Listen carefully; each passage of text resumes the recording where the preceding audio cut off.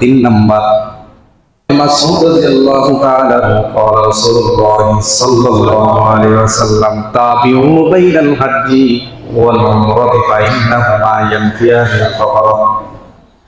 والذنوب كما ينفي الكيد خبث الحديد والذهب والفضة وليس للحجة المبرورة ثواب إلا الجنة رواه الترمذي 810 নম্বর হাদিস হযরত আব্দুল্লাহ ইবনে মাসউদ রাদিয়াল্লাহু তাআলা থেকে বর্ণিত তিনি বলেন আল্লাহর নবী বিশ্বনবী বলেন তোমরা হজ এবং উমরা লাগাতার করতেই থাকো তাবিউ বাইনাল হজ্জি ওয়াল উমরাতি তোমরা হজ এবং উমরা লাগাতার করতেই থাকো কিন্তু এখন তো মানুষ বেশি হয় ঠিক কিনা প্রায় 20 লক্ষের উপরে মানুষ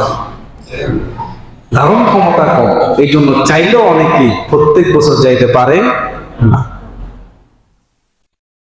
আল্লাহর নবী বলেন তোমরা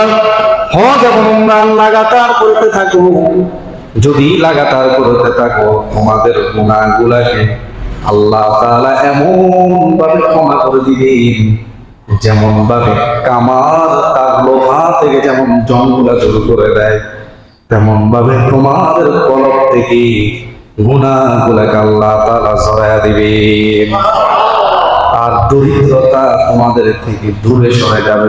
সুবহানাল্লাহ দরিদ্রতা এবং পাপ অন্যায় এগুলোকে আল্লাহ তাআলা ধুয়ে মুছে ক্ষমা করে পবিত্র করে দিবেন জোরে বলে সুবহান